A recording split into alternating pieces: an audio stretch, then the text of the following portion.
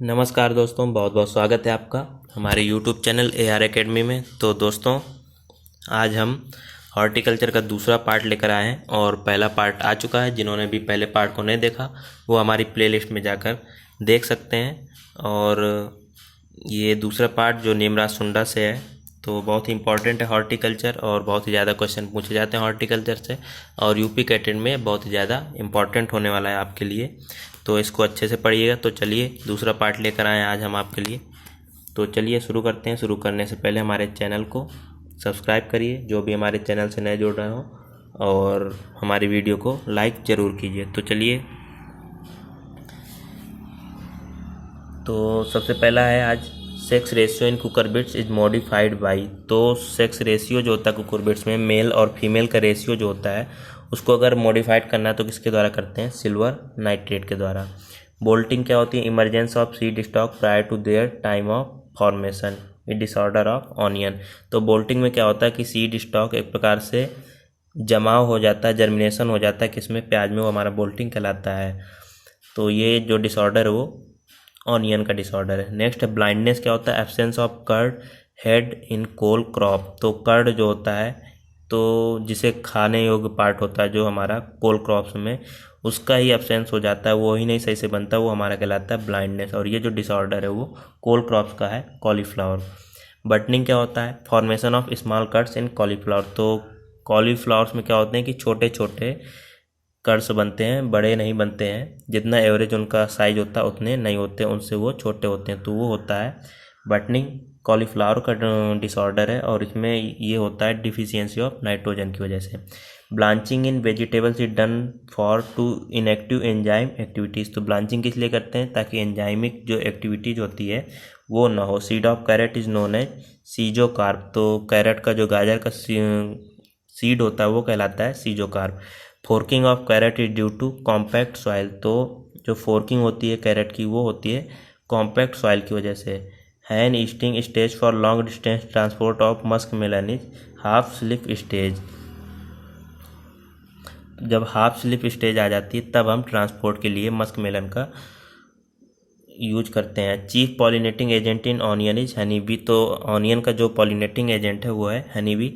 Sex form of watermelon is monoecious. तो जो watermelon होता है वो कैसा होता है? मोनोसियस नेचर में। नेक्स्ट है seed rate of hybrid tomato. Hybrid tomato का सीड रेट होता है कितना? 100 to 150 gram per hectare. Origin of cucumber वो है इंडिया।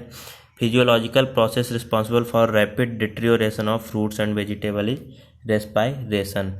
तो जो कौन सी फिजियोलॉजिकल प्रोसेस है जो कि डिट्रियोरेशन, या जिससे कहते हैं एक प्रकार से क्वालिटी में कमी होने लगती है या सड़ने लगती है वो हमारे फ्रूट और वेजिटेबल, वो किसकी वजह से? रेस्पायरेशन। रेस्पायरेशन ही होता है जो कि इसके लिए जिम्मेदार होता है। Serious disease of cumin. Cumin की सीरियस डिजीज है वो है wilt. Sugary disease of common in fennel is caused by virus. तो सुगरी डिजीज किसके द्वारा होती है? वायरस के द्वारा। Vitamin C act as antioxidant. Vitamin C किसके रूप में यूज करता है? एंटीऑक्सीडेंट के रूप में। Tuberization of potato require short day length. तो ट्यूबराइजेशन, या जब ट्यूबर का फॉर्मेशन होता है पोटैटो में, उस टाइम कैसे डे लेंथ की ज़रूरत होती है? वो है शॉर्ट डे लेंथ की, मीन्स छोटा दिन और बड़ी रातें। The element which improve quality of fruit. तो कौन सा एलिमेंट है जो फ्रूट की क्वालिटी को इम्प्रूव करता है? वो है boron. Edible part of knol khol is swollen placenta है ये, थोड़ा मिस टाइप है। तो एडिबल पार्ट जो होता है नॉल खोल का वो होता है swollen placenta. Onion variety suitable for dehydration are white coloured. तो डिहाइड्रेशन जब हो जाता है गर्मियों में तो उसके लिए ऑनियन की जो वाइट वैरायटी होती हैं उनका यूज किया जाता है, जो कि डिहाइड्रेशन को बहुत जल्दी क्योर करती हैं। Anti fungal factor in onion is कैटेचॉल।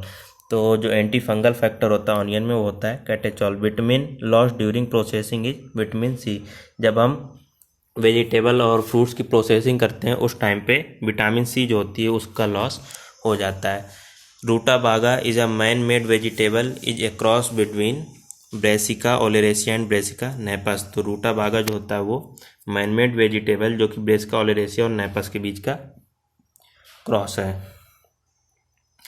Self incompatibility exist in mango, amla, apple, almond and cherry. India is the largest producer, processor, consumer and exporter of cashew in the world. तो जो काजू होता है उसका लार्जेस्ट प्रोड्यूसर भी है India, उसका largest processor भी है, लार्जेस्ट कंज्यूमर भी है, सबसे ज़्यादा कंजम्पशन भी यही होता है, और लार्जेस्ट एक्सपोर्टर भी है। Major tea growing pockets are located in Assam, West Bengal, Tamil Nadu and Kerala. तो ये 4 जगह हैं जहाँ पर मेजर टी पॉकेट से मीन्स टी उगाया जाता है। अब है इंस्टीट्यूट और कहाँ पर सिचुएटेड है ये इंस्टीट्यूट, बहुत इंपॉर्टेंट है। 1 या 2 इंस्टीट्यूट जरूर पूछे जाएंगे आपके एग्जाम में। तो सबसे पहला CIST है, जिसे कहते हैं सेंट्रल इंस्टीट्यूट फॉर सब ट्रॉपिकल हॉर्टिकल्चर। तो ये है लखनऊ में, ये है अपने यूपी में।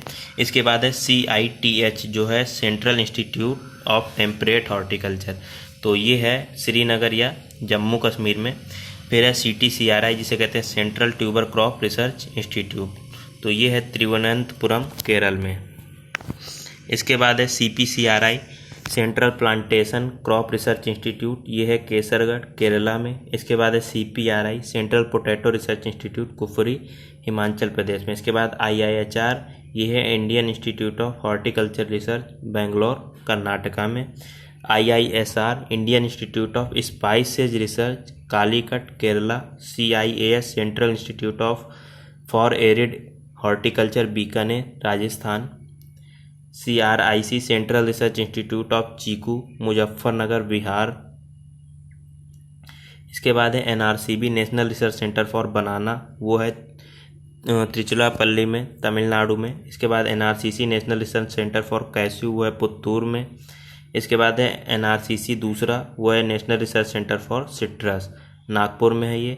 NRCG national research centre for grapes, वो है पुणे महाराष्ट्र में। इसके बाद है NRCM national research centre for mushroom, ये सोलन हिमाचल प्रदेश में। इसके बाद है NIAP national research centre for medicinal and aromatic plants, ये है आनंद गुजरात में। NRCOG national research centre for onion and garlic, ये है नासिक महाराष्ट्र में। NRCO national research centre for orchid, ये है गंगटोक सिक्किम में। नेक्स्ट है NRCSS national research centre for seed spices, वो है अजमेर राजस्थान में। IIVR Indian institute of vegetable research Varanasi UP में। और NHB national horticulture board Gurgaon में है ये। चलिए इसके बाद है suitable plants for intercrop in orchard. तो ऑर्चर्ड में जब में कौन सी सुटेबल क्रॉप है जिनको हम बो सकते हैं, तो इंटर क्रॉप जैसे जो मेन क्रॉप हो गई उनके बीच में हम कौन सी छोटी छोटी क्रॉप बो सकते हैं। तो जैसे मैंगो हो गया उसके बीच में हम पपाया और गार्लिक बो सकते हैं। कोकोनट हो गया उसके बीच में हम बनाना को बो सकते हैं। अब है फ्रूट लीडिंग इन एरिया। तो सबसे ज़्यादा फ्रूट जो एरिया वाइज हैं सबसे ज़्यादा इंडिया में उगाया जाता है मैंगो, उसके बाद सिट्रस फ्रूट, उसके बाद बनाना। और अगर प्रोडक्शन की बात करें तो सबसे ज़्यादा इंडिया में प्रोडक्शन होता है बनाना का, फिर होता है मैंगो का, फिर होता है सिट्रस फ्रूट्स का। अब अगर वेजिटेबल की बात करें तो सबसे ज़्यादा पोटैटो, फिर ऑनियन, फिर टोमेटो। और अगर वहीं प्रोडक्शन में बात करें वेजिटेबल के तो सबसे ज़्यादा पोटैटो होता है, ऑनियन होता है, फिर टोमेटो होता है। इनका एरिया और प्रोडक्शन वाइज दोनों सेम है। Highest onion production in the state. तो सबसे ज़्यादा ऑनियन जो है वो महाराष्ट्र में उगाया जाता है। Total vegetable production highest in West Bengal. तो सबसे ज़्यादा वेजिटेबल जो सब्जियों को उगाया जाता है वो वेस्ट बंगाल में उगाया जाता है, उसके बाद फिर यूपी में। अब है क्लासिफिकेशन ऑफ फ्रूट। तो सबसे पहला according to fruit ripening condition. तो फ्रूट के पकने के आधार पर तो सबसे पहला है क्लाइमेट्रिक फ्रूट। तो क्लाइमेट्रिक फ्रूट होते क्या, fruit can ripe after removing from plant. तो ऐसे फ्रूट जिनको हम तोड़ लेते हैं प्लांट से उसके बाद भी वो पक जाते हैं रखे रखे, वो हमारे कहलाते हैं क्लाइमेट्रिक फ्रूट। इनके एग्जाम्पल हैं mango, banana, sapota, guava, papaya, apple, fig, peach, plum और पियर। इसके बाद नॉन क्लाइमेट्रिक फ्रूट जिनको अगर हम पेड़ से अलग कर लेते हैं, तोड़ लेते हैं, वो फिर उसके बाद पकते नहीं है। जैसे सिट्रस हो गया हमारा, ग्रेप हो गया, पाइनएप्पल हो गया, पोमग्रेनेट हो गया, बेर हो गया और लीची हो गया। इसके बाद डे न्यूट्रल प्लांट आते हैं, वो है पपाया, बनाना और गुआवा। अब है अकॉर्डिंग टू क्लाइमेट। क्लाइमेट के हिसाब से सबसे पहला है ट्रॉपिकल। ट्रॉपिकल में आते हैं हमारे मैंगो, पपाया, कैश्यू, बनाना, पाइनएप्पल, कोकोनट। इसके बाद टेम्परेट या जिन्हें कोल्ड रीजन में होते हैं वो हैं एप्पल, आलमंड, स्ट्रॉबेरी और स्टारबेरी। इसके बाद है सब ट्रॉपिकल में फालसा, लीची, सिट्रस, गुआवा, बेर, ग्रेप, डेट पॉम, पोमग्रेनेट और फिग एंड आंवला। अब है फ्रूट के टाइप के अनुसार क्लासिफिकेशन किया गया है किस टाइप का फ्रूट होता है। तो बेरी टाइप का फ्रूट पाया जाता है बनाना में, पपाया में, ग्रेप में, अर्का नट में, डेट पॉम में और गुआवा में। इसके बाद ड्रूप या स्टोन जो वो है मैंगो में, कॉफ़ी में, आलमंड में, बेर में, कोकोनट में और जामुन में। इसके बाद बेलोस्टा पोमग्रेनेट में, एम्फीसराका बेल में, पेपो वाटरमेलन या जितने भी कुकुरबिट्स के फ्रूट्स हैं उसमें, पोम जो है वो एप्पल में, हेस्पेरिडियम सिट्रस में, साइकोनस फिग में, सोरोसिस पाइनएप्पल में, नट जो है वो लीची और कैस्यू में, सीजोकार्प कैरट में, कैप्सूल ओकरा और आंवला में। अब है according to edible part of fruit, जो फ्रूट का पार्ट खाया जाता है उसके अनुसार। तो पेरिकार्प खाया जाता है बेर का, मीजोकार्प हो गया हमारा पपाया और मैंगो का, एंडोस्पर्म कोकोनट का खाया जाता है, थैलेमस जो है एप्पल और स्ट्रॉबेरी का खाया जाता है, प्लेसेंटा बेल का खाया जाता है, फ्लेसी एरिल जो है वो लीची का खाया जाता है, ब्रैक्ट्स जो होते हैं वो पाइनएप्पल के खाए जाते हैं, जूसी सीड कोट जो होता है वो पोमग्रेनेट का खाया जाता है। इसके बाद जूसी प्लेसेंटल हेयर जो है वो सिट्रस के खाए जाते हैं, फ्लैसी रिसेप्टिकल खाए जाते हैं वो फिग के। अब डेली रिक्वायरमेंट है हमारी कि पर डे पर कैपिटा कितनी रिक्वायरमेंट होती है। तो सीरियल्स की रिक्वायरमेंट होती है एक आदमी के लिए 475 ग्राम की, पल्स की होती है 80 ग्राम, फ्रूट्स की होती है 120 ग्राम, वेजिटेबल्स की होती है 285 ग्राम, मिल्क की होती है 240 ग्राम और शुगर की होती है 40 ग्राम। इतनी डेली रिक्वायरमेंट है एक आदमी के लिए। अब है nutritive value of fruit and vegetable. Fruit और वेजिटेबल्स की न्यूट्रिटिव वैल्यू क्या होती है। तो सबसे पहले करते हैं विटामिन ए के लिए। तो विटामिन ए के लिए सबसे ज़्यादा जो इम्पोर्टेंट है या सबसे ज़्यादा जिसमें होता है वो है मैंगो, जिसमें 4800 इंटरनेशनल यूनिट, IU को इंटरनेशनल यूनिट कहते हैं, पर 100 ग्राम में पाया जाता है। तो मैंगो बहुत ही इंपॉर्टेंट है विटामिन ए के लिए। फिर है पपाया 2020 IU पर 100 ग्राम। वहीं अगर वेजिटेबल की बात करें तो बथुआ की जो लीव्स होती हैं उनमें 11300 IU पाया जाता है विटामिन ए। फिर विटामिन बी की बात करें, B1 की बात करें थायमीन की, तो कैस्यू नट होता है फ्रूट में सबसे ज़्यादा। इसके बाद चिलीज में, वेजिटेबल की बात करें तो चिलीज। फिर विटामिन B2 या राइबोफ्लाविन की बात करें तो उसमें बेल, फिर पपाया फ्रूट में, और वेजिटेबल्स में फेनुग्रेक की पत्तियाँ। इसके बाद विटामिन सी की बात करें एस्कॉर्बिक एसिड की, तो फ्रूट्स में बारबडोस चेरी होती है 2000 mg, और फिर आंवला। और वहीं वेजिटेबल की बात करें तो कोरिएंडर की लीव्स जो होती हैं वो।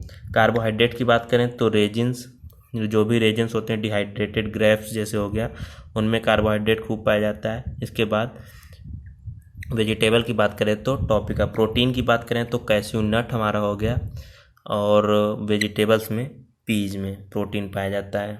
फैट की बात करें तो वालनट हो गया हमारा 64.5%, और पोटैटो वेजिटेबल्स में हो गया 11.8 ग्राम पर 100 ग्राम में। फाइबर की बात करें तो सबसे ज़्यादा फिग में पाया जाता है, और वेजिटेबल्स में पोटैटो में। कैल्शियम की बात करें तो लीची में बहुत ही पाया जाता है, फिर वेजिटेबल्स में अगाथी होती है। फास्फोरस की बात करें तो आलमंड और कैस्यू नट में पर्याप्त फास्फोरस पाया जाता है, सफिशिएंट होता है। वहीं वेजिटेबल्स में एमरेंथस में पाया जाता है। आयरन की बात करें तो ड्राई करौंदा और डेट फार्म में, वहीं वेजिटेबल्स में एमरेंथस। कैलोरीफिक वैल्यू की बात करें तो सबसे ज़्यादा वालनट की कैलोरीफिक वैल्यू होती है 687 कैलोरी पर 100 ग्राम। वहीं वेजिटेबल्स में टैपियोका होता है 338 कैलोरी पर 100 ग्राम। तो दोस्तों ये हमारा आज का दूसरा पार्ट था हॉर्टिकल्चर का, और बहुत जल्द हम अब तीसरा पार्ट लेकर आएंगे। तो तब तक अच्छे से पढ़ते रहिए आप। बहुत बहुत धन्यवाद।